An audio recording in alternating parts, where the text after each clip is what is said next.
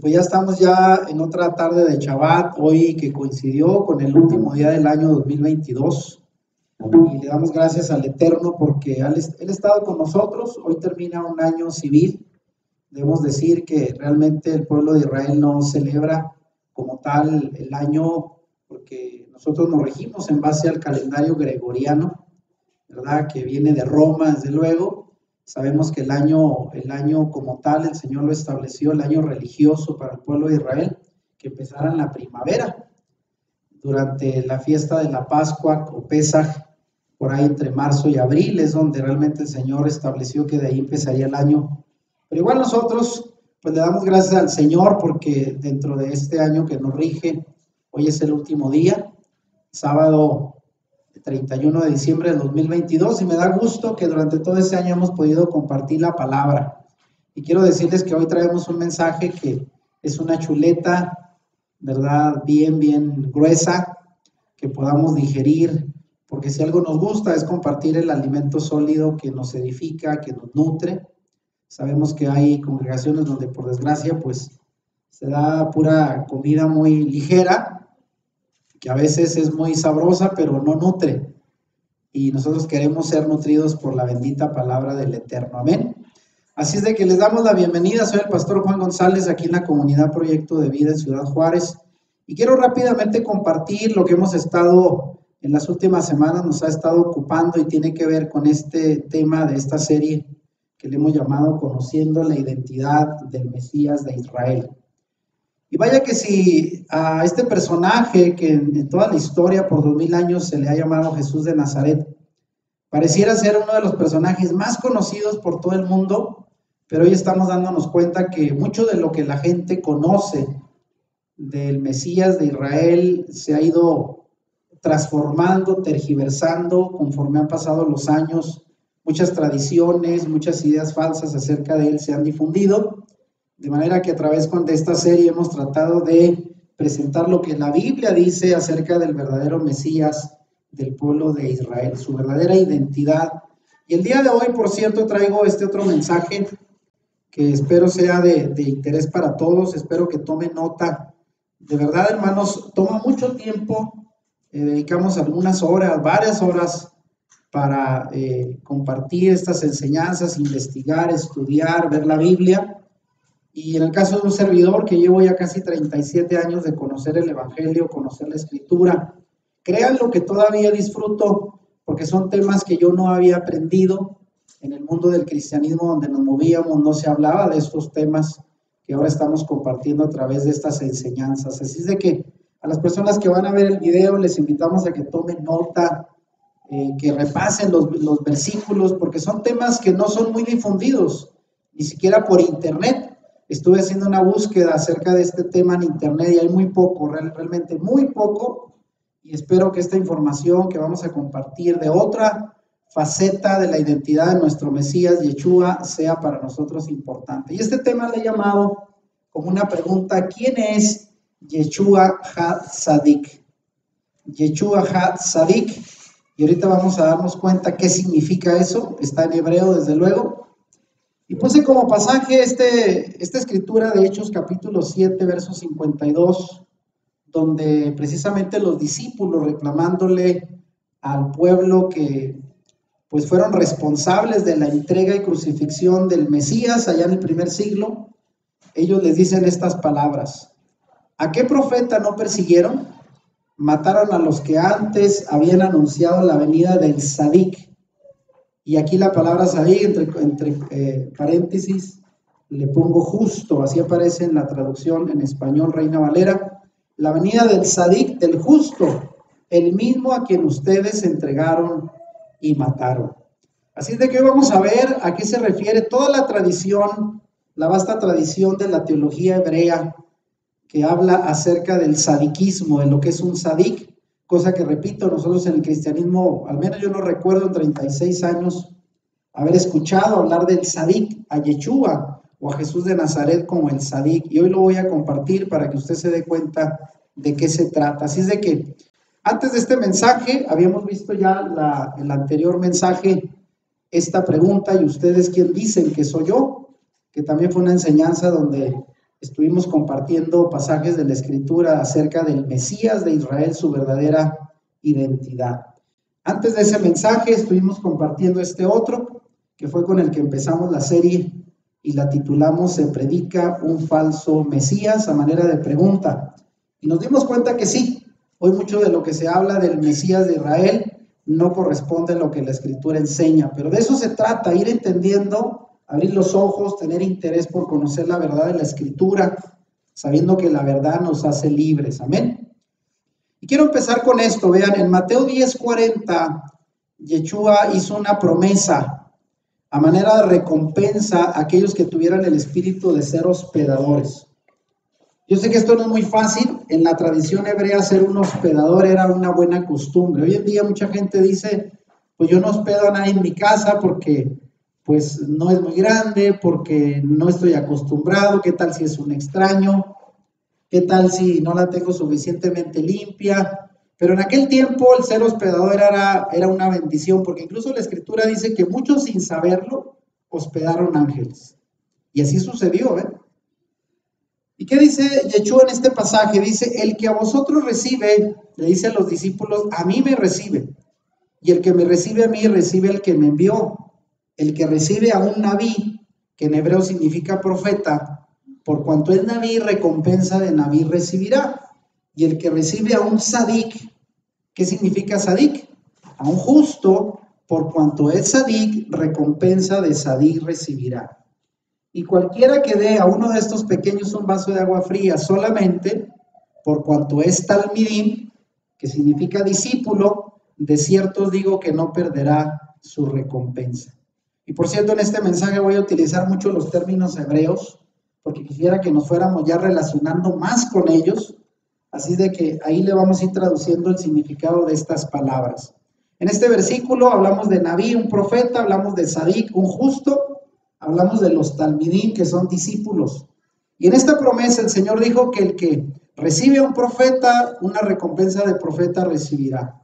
Al que hospeda a un sadik, a un justo, recibirá una recompensa de la misma magnitud de un justo. Y esto es la bendición que tenemos, ¿verdad? Ahora alguien dirá, ¿y cuántos justos hay por ahí? ¿Cuántos profetas podemos recibir? Bueno, nuestro tiempo, ¿verdad? Ya es algo muy difícil, ¿verdad? En aquel tiempo, en el pueblo de Israel, el Señor levantó muchos profetas, muchos justos, que realmente adoraban al Señor con todo su corazón. Eran hombres íntegros, hombres entregados al Señor. Y el día de hoy también existe, no significa que no los haya. Obviamente en un mundo cada vez más pecaminoso es más difícil poder distinguir a un justo. Pecadores hay muchos. Personas perversas que piensan en lo malo, donde quiera los va a encontrar, pero hombres justos, íntegros, que aman al Señor, no es tan fácil. Pero de eso se trata este mensaje, vean. Pero junto con esa promesa que hizo el Señor, también hay una advertencia, y el pasaje que leímos de Hechos 7:52, sus discípulos, después de que Yeshua murió, ¿verdad?, reclamaron en forma de advertencia a aquellos judíos, sobre todo de los líderes judíos que entregaron al Señor para ser crucificado. Y a ellos este mensaje que se les transmitió en este pasaje se les pregunta, ¿qué profeta no persiguieron sus padres? Porque hay una historia en el pueblo de Israel de muchos profetas que fueron muertos injustamente por la cerrazón, por la necedad del pueblo, que no supieron reconocer el verdadero mensaje. Y el día de hoy también pasa, ¿eh? Hoy en día el pueblo prefiere mensajes atractivos de bendición, de prosperidad, pero cuando se levanta un profeta advirtiendo del castigo del Señor, créanlo que también no es raro de que la gente lo quiera apedrear. Y así fue en la época del pueblo de Israel. Dijeron, ¿a qué profeta no persiguieron sus padres? Mataron a los que antes habían anunciado la venida del Sadik, del justo. ¿De quién se refería? El mismo a quien ustedes entregaron y mataron, a Yeshua. Y así se le llama en este pasaje, el Sadik, el justo. De manera que los discípulos confrontaron a los líderes judíos reprochándoles su rechazo de Yeshua el Sadik. Aquí se le llama el Sadik, que es el justo, como uno más de los profetas a quienes sus antepasados también habían rechazado y habían matado. Ahora vean, empezando por el término, ¿qué es un Sadik? ¿Qué es un sadik? Por lo general, la palabra hebrea sadik es traducida en las Biblias al español como justo. Pero la manera en que este vocablo ha sido entendido dentro de la cultura hebrea, dentro de la vasta tradición del pensamiento hebreo, que para nosotros es muy desconocido y apenas lo estamos entendiendo, y especialmente dentro del pensamiento del judaísmo del segundo templo, en la época en que Yeshua nació y vivió, es mucho más rica la palabra sadik en hebreo y más compleja que su incompleta traducción castellana. Hay que recordar que todas las traducciones al español tratan de encontrar la mejor palabra que defina el término original, pero muchas veces se quedan cortas. Así es que es mucho mejor si podemos tener acceso al entendimiento de la palabra original. En este caso, el término hebreo sadik, que se traduce como justo. En el Tanaj, como le hemos llamado al Antiguo Testamento, se señala una serie de virtudes y obras de justicia que distinguen a los sadikim, a los justos, del resto de los demás hombres. Voy a empezar rápidamente a compartir unos pasajes para que se den una idea de cómo el Tanaj, el Antiguo Testamento, define las virtudes de los sadik, ¿verdad? De los hombres justos, según la perspectiva de Dios. Muy importante porque quizás en nuestra forma de vernos alguien dirá, este es muy justo, ¿verdad? Porque es muy buenazo. Pero aquí estamos hablando en base al concepto de Dios mismo. ¿Cómo define Él lo que es un sadik, un justo? Voy a empezar rápidamente por compartir Ezequiel 18 del 5 al 9, donde vienen al menos 14 virtudes y actos de justicia de un sadik, según el profeta Ezequiel. Y creo que lean conmigo, vean, a ver si los alcanzan a contar. El hombre justo, aquí habla de un sadik, es aquel que actúa con apego al derecho y la justicia, que no come sobre los montes ni dirige la mirada a los ídolos del pueblo de Israel, que no viola a la mujer de su prójimo, ni tiene relaciones sexuales durante la menstruación de la mujer, que no oprime a nadie, ni retiene la prenda del deudor, ni comete robo alguno, que comparte su pan con el hambriento y cubre y viste al desnudo, que no presta dinero por interés o por usura y que se aleja de la maldad y es imparcial al juzgar entre hombre y hombre, que sigue mis ordenanzas, cumple mis decretos y actúa con rectitud. Ese es un hombre justo y ese hombre vivirá. Vean lo que dice el Señor, ese para él es un justo. Ahora díganme, ¿cuántos de estos hay por ahí? Al analizar el pasaje, todo esto que hacía el hombre justo es cumplir con los preceptos de la Torá, los preceptos establecidos. Porque alguien dirá, ¿y por qué habla de tener relaciones con una mujer en menstruación y otras cosas que la gente no entiende? Pero eran leyes establecidas por la Torá. En pocas palabras, un hombre justo es aquel que cumple de manera íntegra los mandamientos establecidos por Dios y hace justicia. A eso se le llama un sadik. Y aquí encontramos al menos 14 virtudes y actos de justicia de un sadik. Ahora vean, continuando con esto, vamos a los salmos. ¿Cómo se le llaman los salmos en hebreo? Tehilim. Para que se vaya dando una idea, hay que ir empezando a compartir más los términos originales. El libro de los Salmos, Tehilim, describen al sadik con otras características. Y ahí vamos a leer Salmo 24 del 3 al 6. Con una pregunta, ¿quién merece subir al monte del Señor? ¿Quién merece llegar a su santuario? Solo quien tiene limpias las manos y puro el corazón. Ahí está hablando del sadik. Solo quien no invoca a los ídolos ni hace juramentos a dioses falsos. Quien es así, recibe bendiciones del Señor. Dios, su Salvador, le hace justicia. Así son todos los que te buscan, los que buscan tu rostro, oh Dios de Jacob. Pues ahí vemos más cualidades de lo que para el Señor, para la Escritura, es un hombre justo. Otra vez, no a nuestro parecer, sino en base a la perspectiva y la mirada misma de Dios. Amén, porque al final, ¿quién es el que puede declarar a alguien justo? Solamente Él, porque yo le puedo, a usted si me cae bien, le puedo decir que este es un hombre muy justo, pero no es mi opinión, sino la opinión del Señor, que es al final quien, como dice la Escritura, mira el corazón. y sabe lo que hay, no en la apariencia, sino lo más profundo del hombre. Es el único que nos puede conocer y declarar si somos justos o no lo somos. Ahora vean, de esta misma definición, ¿qué es un tzadik? La definición más básica del término es aquel cuyos méritos sobrepasan su iniquidad. En otras palabras, si usted pone en una balanza la actitud, la conducta de un hombre, sus errores, sus pecados, su iniquidad va a ser mucho menor, de menor peso que el peso de sus actos de justicia. De manera entonces que esa es una definición básica del término, aquel cuyos méritos sobrepasan su iniquidad. En otras palabras, los méritos de un tzadik sobrepasan considerablemente el peso de sus iniquidades. Pero fíjese bien, aquí aclaramos, no debe considerarse al tzadik como un simple bienhechor, un bonachón, como a veces la gente dice, es buena persona. Así los catalogamos, a la gente es buena persona. No es nada más un bienhechor o alguien que hace el bien, porque además el tzadik, y aquí subrayo, es alguien que no solo evita el pecado, sino que tampoco siente inclinación por él.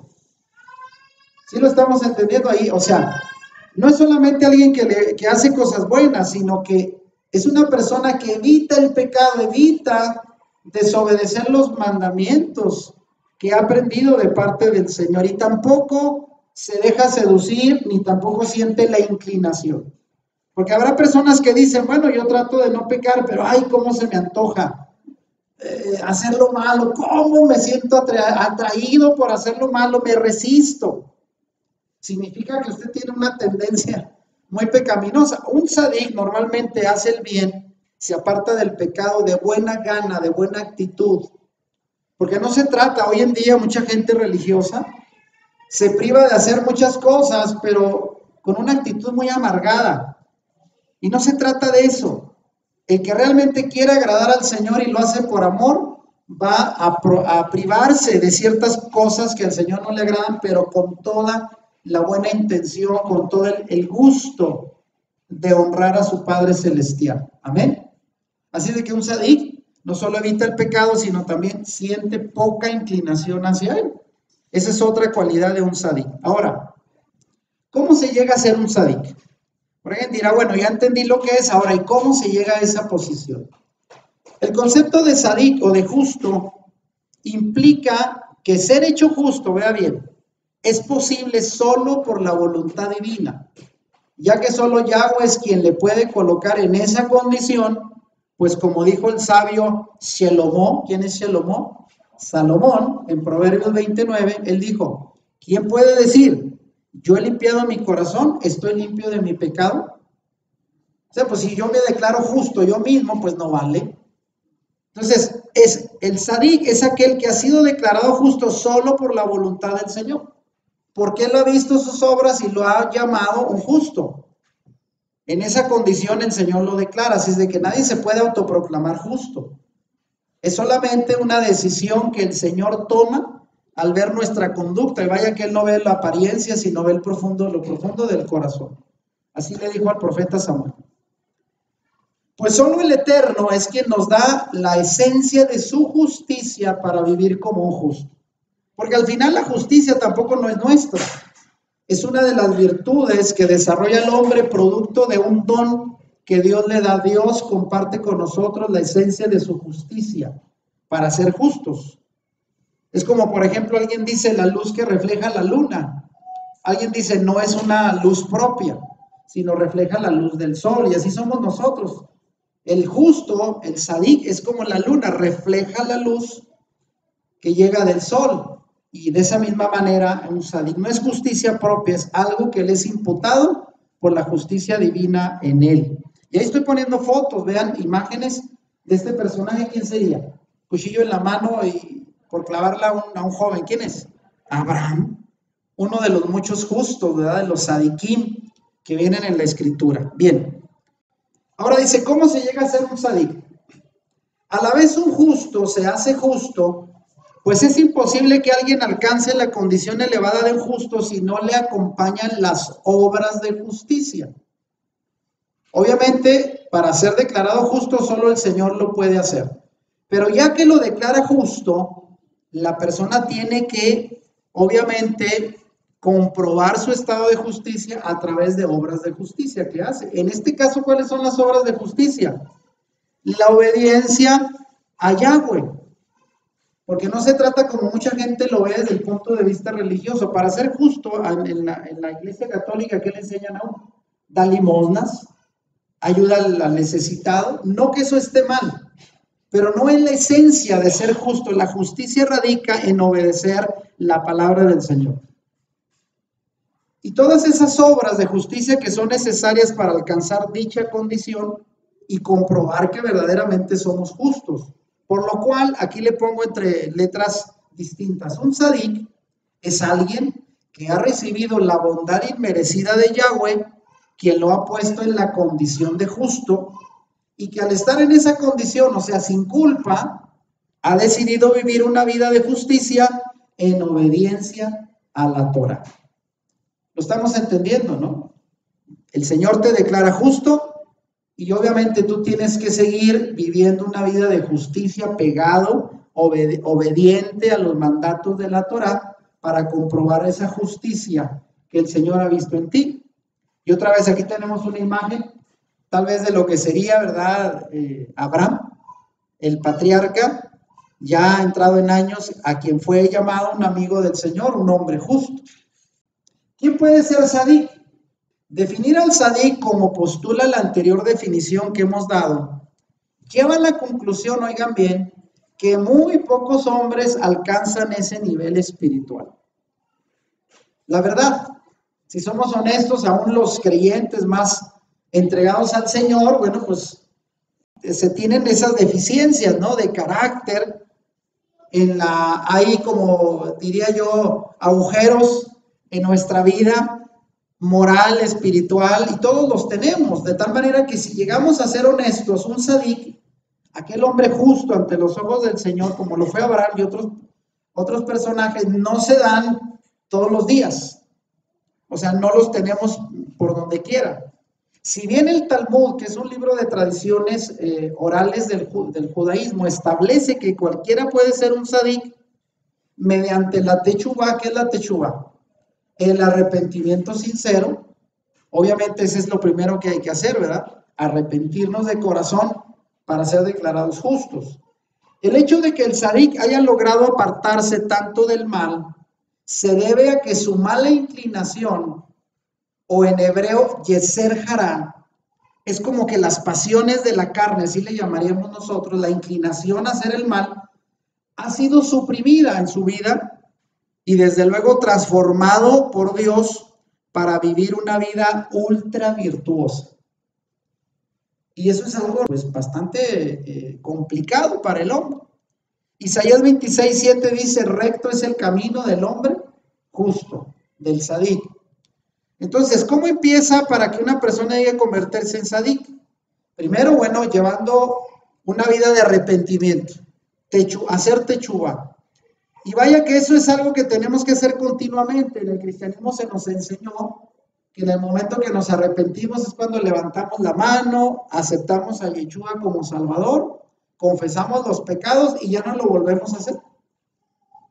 Y el hacer techubá, el arrepentirse, es un acto que debemos de hacer diariamente, porque esa inclinación a pecar, que en hebreo se llama Yetzer Hará, todo el tiempo nos está empujando a desobedecer los mandatos del Señor.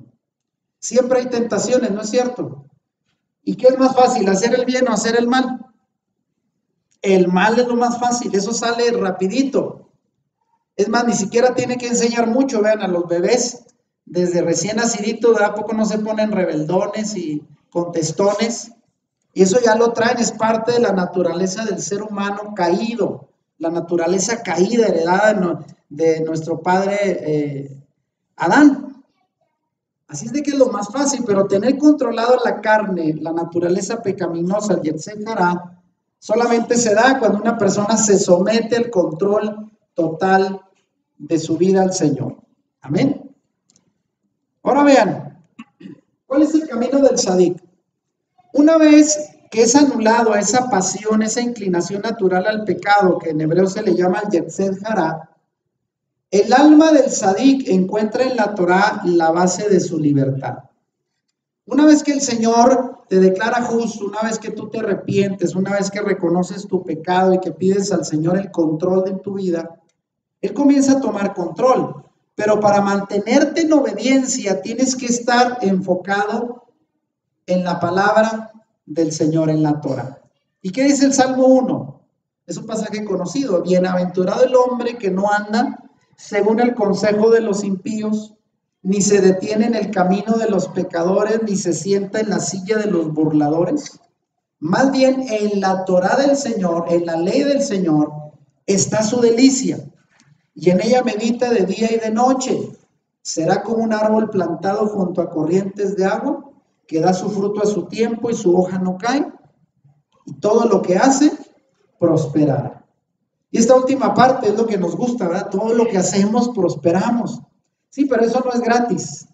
Eso tiene que venir, como dice el pasaje completo, aquel que está apegado, que se deleita, que se goza, que se apega, que despierta y duerme, apegado en la Torá del Señor. Y ahí pues una imagen, vean qué lindo se ve, ¿no? Un niñito, ¿verdad? Ahí abrazando la Torá. Qué bendición sería haber crecido así desde un principio, enseñados en los estatutos y mandamientos del Señor. Algunos llegamos a conocerlos ya tarde y nos está costando, pero imagínense qué bienaventurado es el hombre que así empieza, que nunca anda en camino de pecadores, sino su delicia está en la palabra. Eso es lo que hay que hacer, el camino del tzadik es la Torá. Ahora vean, personajes. ¿Qué personajes en la Biblia se les puede considerar como tzadik? El primero de ellos es Noaj. Noaj, el tzadik. Noaj, según nos cuenta la historia del libro de Berechit, ¿Berechit qué es? Génesis, era un varón justo, un tzadik, delante de Yahweh.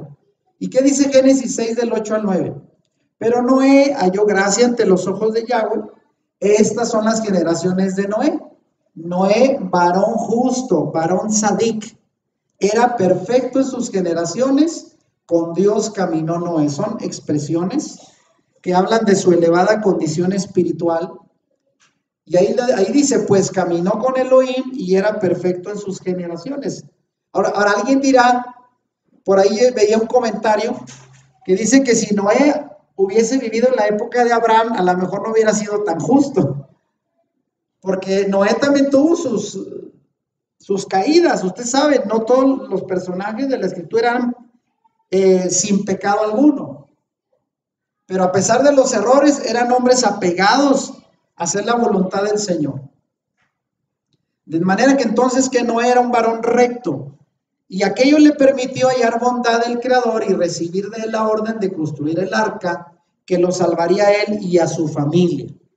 Quiere decir que por los méritos de justicia de Noaj, provocaron la cobertura que Dios le dio a él y a su familia y de toda aquella generación. Solamente después del diluvio, él, su esposa, sus 3 hijos y sus 3 nueras alcanzaron, y obviamente un montón, todas las especies animales se salvaron. Fíjense lo que es la influencia de un hombre justo en una generación, pecaminosa como aquel. Entre tanto pecador, el Señor dice, encontró a Noaj como un hombre justo, y a él le encomendó la tarea de salvar aquel remanente, a su familia. Tuvo la cobertura gracias a ser un hombre justo. Así es de que qué importante, aquí encontramos a Noaj el tzadik. Ahora, otra cualidad que destaca los tzadik, la fe. Consecuentemente, desde Abraham hasta el advenimiento del judaísmo nazareno, como se le puede llamar propiamente a la religión de los discípulos, porque aunque el día de hoy en Facebook se sigan peleando, que los católicos romanos son los que vienen originalmente de Yeshua, como si él hubiera venido a establecer la religión católica.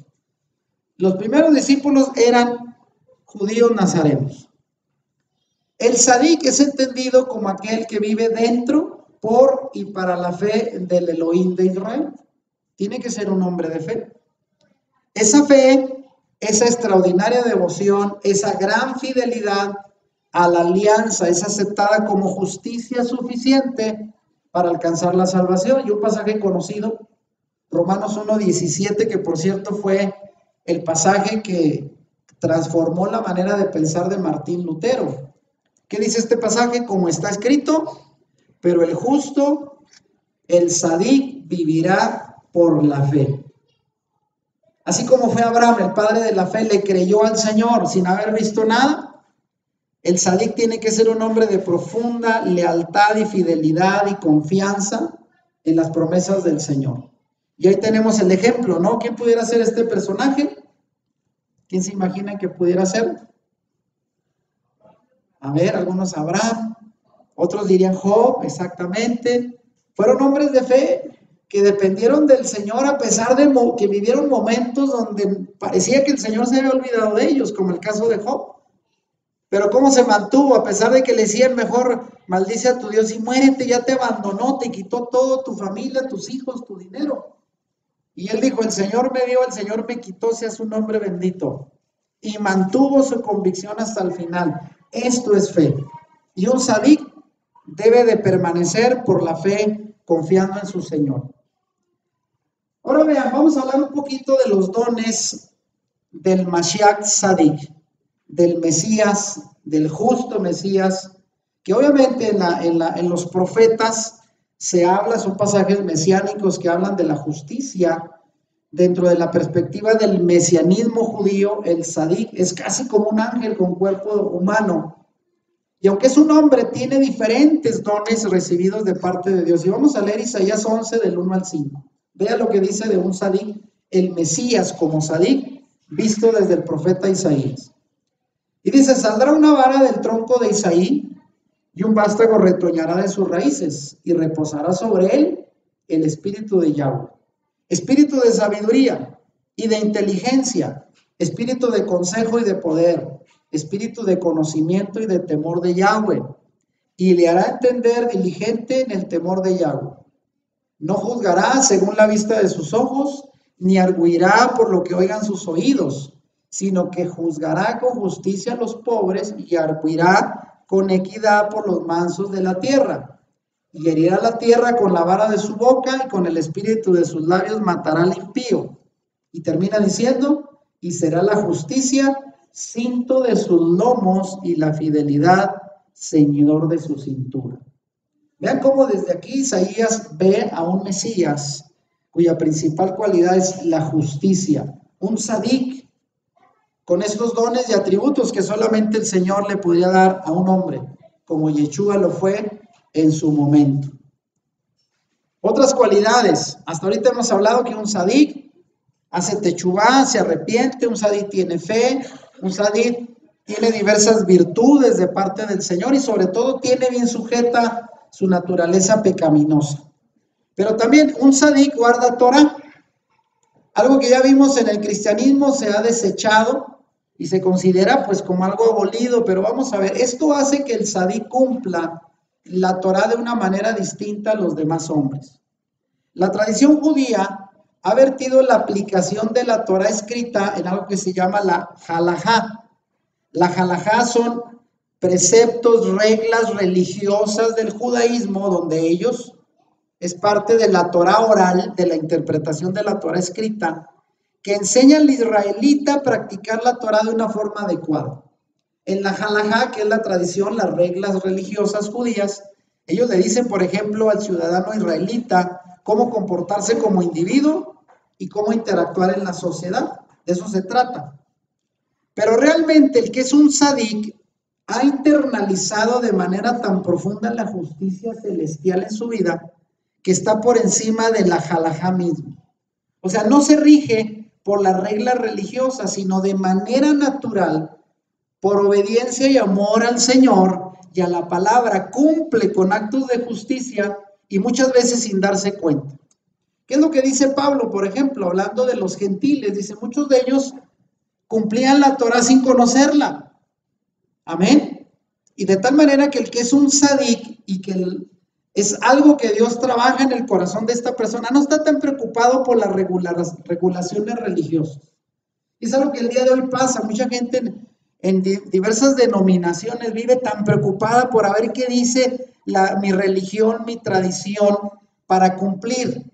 cuando realmente si amamos al Señor y entendemos la Torá, vamos a cumplirla sin estar tan afanados por a ver si me equivoqué o no me equivoqué. No sé si lo entendemos, estamos por encima de la halajá misma, de la religiosidad y regulaciones humanas de la palabra. Ahora vean, en esto mismo del Sadí guarda Torah, el Rabí Shaul, ¿quién es Rabí Shaul? El rabino Saulo o Pablo, como lo conocemos, escribió este pasaje en Gálatas 5, 22 y 23. Mas la sefirot de la Ruach, bueno, aquí significa más el fruto del Espíritu son, ¿cuáles son el fruto del Espíritu? Amor, gozo, paz, tolerancia, benignidad, bondad, fe, mansedumbre y templanza. Y dice, contra tales cosas no hay ley, pero ¿a cuál ley se refiere? A la halajá. O sea, contra tales cosas, una persona que por el Espíritu del Señor recibe el fruto y en su vida refleja a través de esas virtudes, amor, gozo, paz, tolerancia, no necesita una regulación humana como es la halajá para cumplirla, porque ya en su propia naturaleza, llena del Espíritu, del fruto del Señor, va a producir esas obras, esas virtudes, sin preocuparse tanto de si la religiosidad o las reglas religiosas se lo exigen o no. Está por encima de las reglas religiosas. Y esto, fíjense, ha llenado de confusión a la teología cristiana tradicional, que inmediatamente asume que la Torah es innecesaria, cuando en realidad lo que el Shaul o el apóstol Pablo quiso decir en este pasaje es que el Sadik, el justo, cumple la Torah a un nivel superior donde su aplicación, método y observancia es perfecta. O sea, una persona que realmente tiene el Espíritu de Dios, si es que lo tiene, debe de cumplir de forma espontánea y natural la Torah del Señor. ¿Por qué? Porque el mismo Espíritu que vive en él va a dar un fruto que lo va a llevar a obedecer al Señor. Por eso es que es incongruente, y lo hemos platicado, que el creyente diga, si tengo el Espíritu Santo, pero no quiero vivir en Torah, no quiero ley, entonces, ¿qué estás haciendo aquí? Si realmente amas al Señor y el Espíritu te guía, vas a cumplir la Torah por la misma intención de agradar al Señor, no tanto por fines religiosos de cumplir con algún líder espiritual, sino porque amas al Señor, quieres hacer lo que Él quiere. ¿Y dónde está expresada su voluntad? En la Torah. Entonces, ¿por qué la rechaza? Y ahí está donde está el dilema, y esa es la incongruencia que a veces no se entiende. Ahora fíjense bien, además de guardar la Torah, otra cosa que hace el Sadik es la tefilá. ¿Qué es la tefilá? Tefilá es oración, la oración de un Sadik. Según el pensamiento judío, no existe una forma más íntima de acercarse al Eterno que mediante la tefilá o la oración personal. Por ejemplo, en la oración inaugural del primer templo de Jerusalén, que fue construido por el rey Salomón, ¿qué dijo en Primero de Reyes 8:30? Cuando oren en este lugar, también tú los oirás en el lugar de tu morada en los cielos.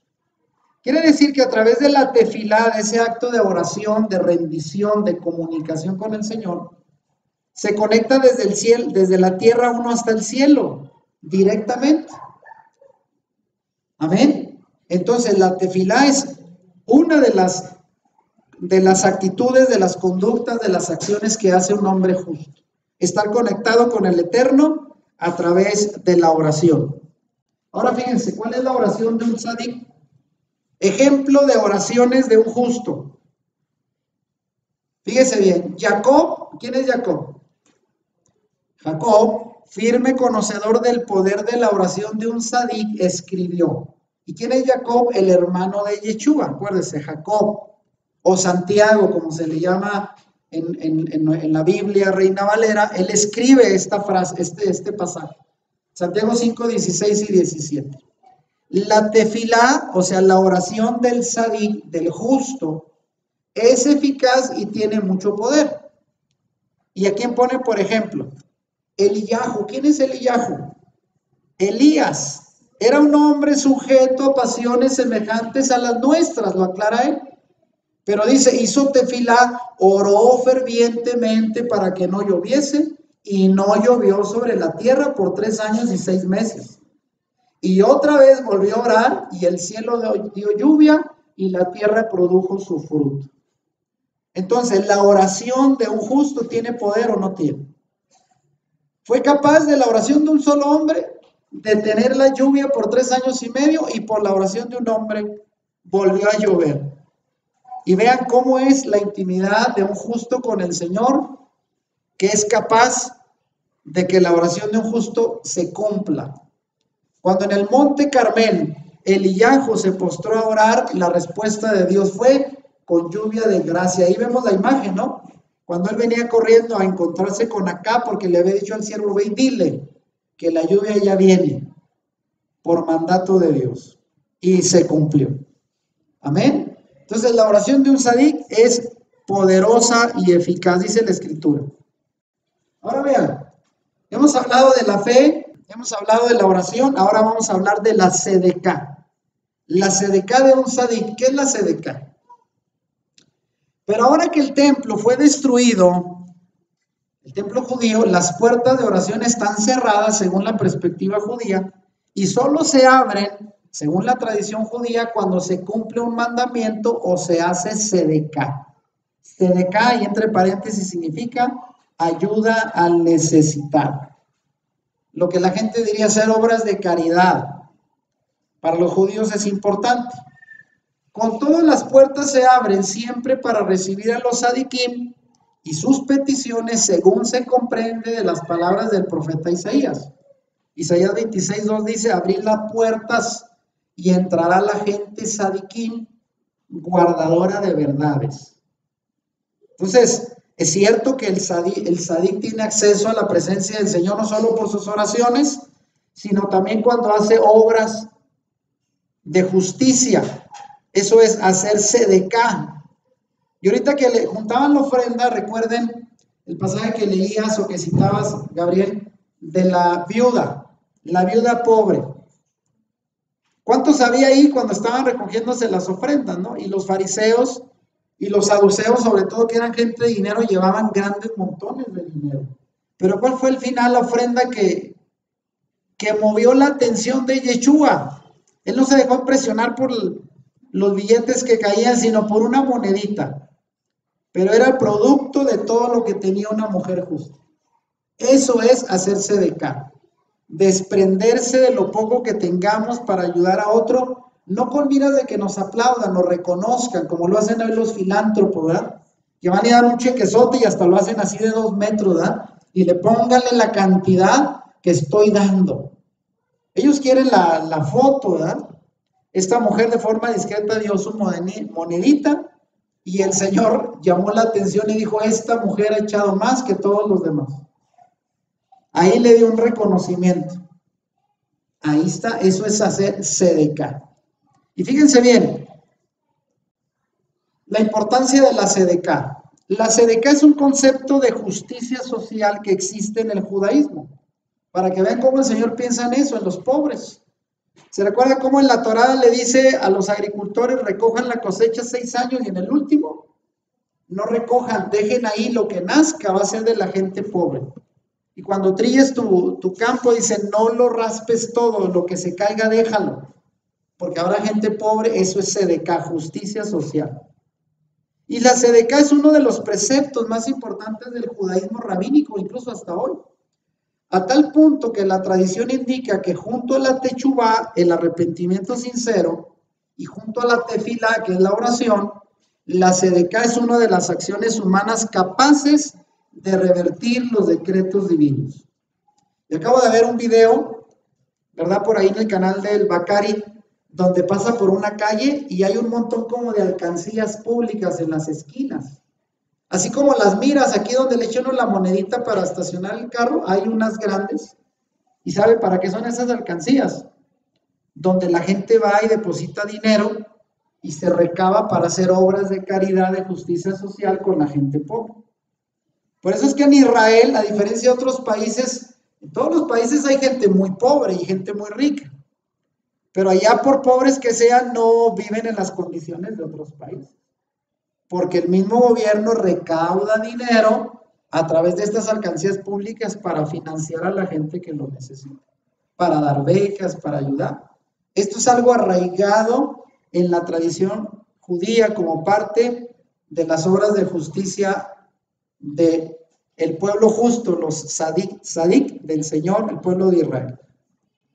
Ahora vean, otro atributo más. Hemos hablado de oración, de arrepentimiento, de fe, de cumplir la Torá, de las obras de justicia, y ahora viene la emuná, la fe de un sadik. La fe de un sadik es equiparable a la confianza ciega que un niño tiene en su padre. ¿Por qué Yahweh hace todo aquello que desea un sadik? Porque el sadik hace todo aquello que el Todopoderoso quiere. Vean cómo hay correspondencia, ¿eh? Ambos comparten los mismos deseos. Así se entiende el pasaje de Mateo 11:25. ¿Qué dice? Te alabo, Abba, Adón del cielo, Señor del cielo. Abba, ¿qué significa? Padre. Te alabo, Padre, Señor del cielo y de la tierra, porque escondiste estas cosas de los sabios y de los entendidos y las revelaste ¿a quién? A los niños. Fíjese cómo dice el Señor, la fe de un niño, el niño es sincero, el niño es transparente, el niño, a diferencia de la persona adulta que sabe fingir, engañar, manipular, el niño se dirige a su padre con toda la confianza, ¿no? Y así es como debemos de hacerlo con nuestro Padre, con nuestro Abba celestial. Como lo hace un niño, hablándole a su padre. Y ahí está la fe de un sadik, la emuná, una confianza ciega, transparente de un niño hacia su padre. Amén. Y fíjense, hay dos tipos de sadik. Dos tipos de sadik. Vamos a avanzar en esto. El primero es el sadik de nacimiento, el cual es ya engendrado en y para ese nivel espiritual. Y aquí es un puñado de almas elegidas desde el vientre de su madre, cuyo destino es llevar una vida irreprensible conforme a la Torá. Ejemplo de estos personajes que nacieron sadik o fueron elegidos como sadik desde el nacimiento, ¿quiénes son? El profeta Yirmayahu. ¿Yirmayahu quién es? Jeremías. Y Shaul Hatarsi, Saulo de Tarso. Vea usted lo que dice Jeremías 1:5. A él le dijo, te escogí como profeta desde antes que nacieras. A Jeremías le fue dicho eso. O sea, él fue un justo. Desde antes de nacer el Señor ya lo tenía apartado. Y para Saulo también, Gálatas 1:15 dice que él fue elegido, escogido desde él antes saberlo. De manera que en ellos, en estos hombres justos de nacimiento, que es el primer tipo de sadik, el libre albedrío, o sea, la capacidad de decidir el bien y el mal, es algo que en apariencia no existe. Porque como fueron elegidos, cumplen la voluntad del Padre de manera instintiva. Aún en sus actos de equivocación, el Señor se manifiesta para cumplir un propósito. Son gente elegida por el Señor para llevar una vida justa, como Jeremías y Saulo de Tarso, Pablo. Amén. Qué padre, ¿no? Alguien dirá, yo hubiera sido elegido por el Señor para ser un sadik. Bueno, esto es casos contados en la Biblia. Pero vean, el segundo tipo de sadik es aquel que se ha elevado negándose a sí mismo, como dice Mateo 16:24, alcanzando la santidad a través de logros espirituales y de la aflicción constante. O sea, estos son los sadik que logran ese nivel gracias al esfuerzo, el sacrificio, a negarse a hacer lo malo. Y sobre todo debatiéndose de día y de noche en la encrucijada de la virtud y la concupiscencia. Casos como, por ejemplo, más actuales, Martín Lutero, ¿no? Que dice que vivía atormentado por no caer en la tentación y todos los días luchaba contra su carne y contra Satanás para no caer. Hombres justos, pero les costó trabajo. Cayendo 7 veces y otras tantas volviéndose a levantar, según dice Proverbios 24:6. O sea, con caídas y levantadas logran mantenerse en la justicia. Y el mejor caso es ¿quién? En la Biblia, un hombre justo, pero con muchos errores. David. quien nació con grandes tendencias pecaminosas que casi lo llevaron al abismo y le costaron caro. Usted sabe, ¿no? Es considerado un hombre conforme al corazón del Señor, pero ¿cuántos errores tuvo? Hay mucha gente que se pregunta, ¿cómo a David se le llama un hombre, el mejor rey de Israel, si fue bien tremendo? Mató a Urías, le ganó a su esposa, y cuántas cosas no hizo, ¿verdad? Pero bueno, la Biblia lo llama un hombre justo, y llegó a ser justo gracias a mucha aflicción, a mucha prueba, a mucho negarse para caer en actos pecaminosos, aunque cayó, pero una cosa que hizo David muy bien fue hacer techúa. Siempre que fallaban, se arrodillaba y reconocía, y el Señor le daba gracia, ¿no es cierto? Y creo yo que en estos dos tipos de sadiquín, nosotros podemos estar mejor en esta categoría. Dígame si no. No fuimos llamados desde el nacimiento como Jeremías y Saulo, pero estamos aquí por la aflicción y caemos, nos levantamos y seguimos y no nos rendimos. Y de eso se debe hacer. Bueno, de estos dos tipos de sadiquín, ¿cuál de los dos tipos de sadiquín tiene más mérito, según usted? Es materia de debate afirmar que el sadik que se mortifica a sí mismo es superior al sadik natural. Pero realmente, aunque ninguno es más que otro y ante los ojos del Eterno ambos gozan de méritos, los dos. Pero vea la diferencia, el sadik de nacimiento guerrea principalmente contra el pecado externo. O sea, no sienten la tendencia interna, pero todo lo que ven a su alrededor les da asco. ¿Qué fue lo que pasó con Saulo de Tarso cuando llegó a predicar a Grecia? ¿Se acuerdan? Atenas. No anduvo caminando por ahí y dice, en Atenas veía tantos monumentos a un dios y a otro, que se asqueó. Se asqueó porque dijo tanto, o sea, llegué a la capital del pecado, literalmente de la idolatría. Y estos justos de nacimiento no tienen tanto una lucha interna, sino más con el pecado externo, el mundo que ven les da asco. En cambio, el sadik, que es formado por la mortificación y el sacrificio, combate especialmente con el pecado interno, porque su lucha ¿dónde está? Consigo mismo, con la tendencia, con el Yetzer Hará, que es la tendencia que lo empuja a hacer lo malo, y batalla más consigo mismo. De manera que los dos tienen el mismo mérito, con los dos el Señor trabaja, y bueno, pues de eso es el proceso de llegar a ser un sadik. Y bueno, miren, voy a ir terminando ya porque el tema es más largo, lo voy a dejar en dos partes para que lo podamos aprovechar. Como ven, porque es un tema vasto y muy completo y quiero que lo entendamos muy bien. Vean, las caídas de un sadik. Y con esto voy acercándome al final. Vean. Ahora, hasta aquí con lo que he dicho de lo que es un sadik, las virtudes, que es un hombre que recibe dones. El sadik es alguien que tiene fe, que se arrepiente, que está pegado a la Torá, que hace tefilá, oración, y que hace sedeká, obras de justicia y todo lo que hemos dicho. ¿Creen ustedes que nosotros podríamos caer en esa clasificación de ser hombres y mujeres justos? ¿O esto está muy lejos de nosotros?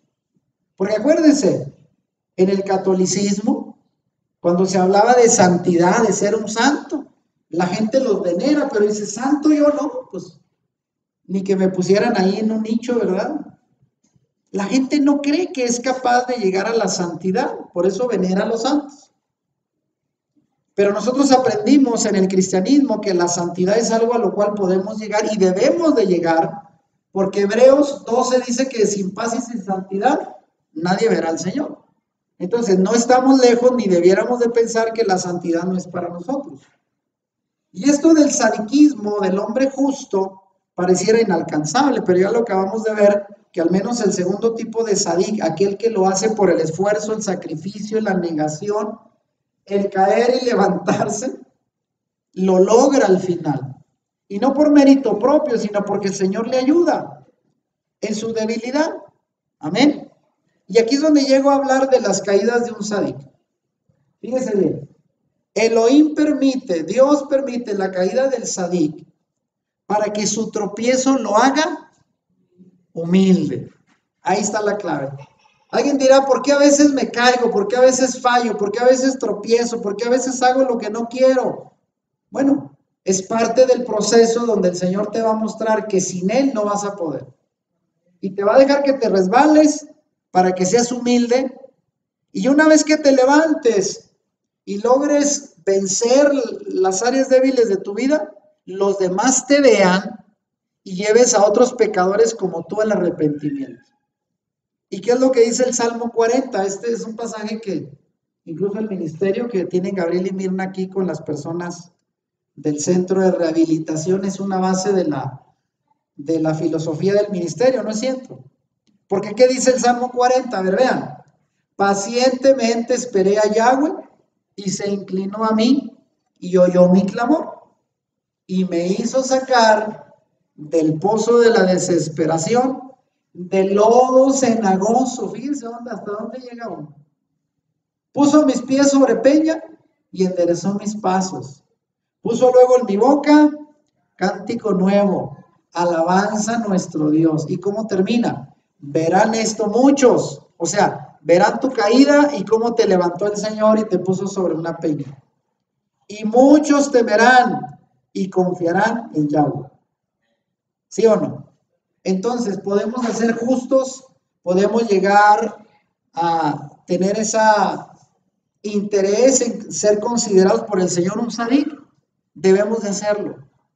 Aunque usted diga, oiga, es que tengo fallas y fallo y caigo y a veces me desvío, bueno, ese es el camino de un sadik. Ser perfeccionado, ser tratado por el Señor, incluso cuando está ahí en el pozo de la desesperación, de la depresión, del lodo cenagoso que a veces nos llega hasta las rodillas, hasta la cintura. Pero una vez que de ahí uno reconoce su falta, ¿verdad? Y clama uno al Señor, el Señor escucha y nos levanta y nos pone sobre una peña. Y después hasta nos enseña cánticos nuevos de alabanza al Señor para que otros vean y digan, mira, yo así estaba como tú y el Señor me levantó y ahora me puso sobre una peña. Amén. Así es como el Señor actúa. Y terminamos con esto, en esta primera parte. ¿No fue así la caída de la nación Sadik? ¿Cuál es la nación Sadik? Así como que hay caídas personales, fracasos, tropiezos, donde nos desviamos y el Señor nos da otra oportunidad, nos levanta. Por eso la Escritura dice, el justo cae 7 veces y el Señor lo vuelve a levantar y lo restituye. Esto también pasó con la nación de Israel. A estas caídas de la nación Sadik se refiere Shaul, Pablo, cuando habla del endurecimiento parcial de Israel, la nación Sadik. Así se llama, la nación Sadik, Israel. Y como lo menciona él en Romanos 11, del 11 al 12, dice, ¿han tropezado los de Israel para que cayesen para siempre? Pregunta. En ninguna manera, pero por su transgresión vino la salvación a los gentiles para provocarles a celos. Y si su transgresión es la riqueza del mundo, la bendición para el mundo, y su defección la riqueza de los gentiles, pregunta, ¿cuánto más será su plena restauración? Fíjense bien, si la caída del pueblo de Israel, el fracaso más rotundo de su liderazgo, rechazar a su Mesías, cuando vino hace 2000 años a presentárseles, lo rechazaron. El Señor quiso endurecer su corazón como lo hizo con Faraón en Egipto, pero no para desecharlos para siempre, sino para glorificarse a través de ellos y para abrir la gran oportunidad a los que no éramos de naturaleza israelí. Y ahora aquí estamos, gracias a ese tropiezo, a esa caída de la nación Sadik de Israel, disfrutando de la bendición, de las promesas, de los pactos y de su Mesías. Amén. Pero cuánto más vendrá la bendición al mundo el día que el Señor restablezca y traiga consigo de nuevo al pueblo de Israel, a las ovejas perdidas y sobre todo a la casa de Judá, ¿verdad? Que son los más duros ahora. Pero el Señor lo va a hacer y cuando eso suceda, Es cuando dice que Jeremías que ahora los dos palos serán uno solo. Nos uniremos, ¿verdad? Los que venimos del mundo gentil y la casa de Judá, la casa de Israel, para hacer una sola nación delante del Padre. Amén. Así es de que le vamos a dejar hasta aquí. Hay más contenido que compartir. Ustedes díganme qué les pareció hasta aquí, lo que hemos compartido. Lo voy a pausar para que me digan si hay alguna pregunta, algún comentario. La segunda parte la vamos a compartir dentro de 2 Shabbat, primeramente el Eterno. Si te gustó este video, dale like y compártelo con tus amigos. Suscríbete a nuestro canal si no lo has hecho y activa la campanita para que YouTube te avise cuando subamos nuevos videos. Bendiciones.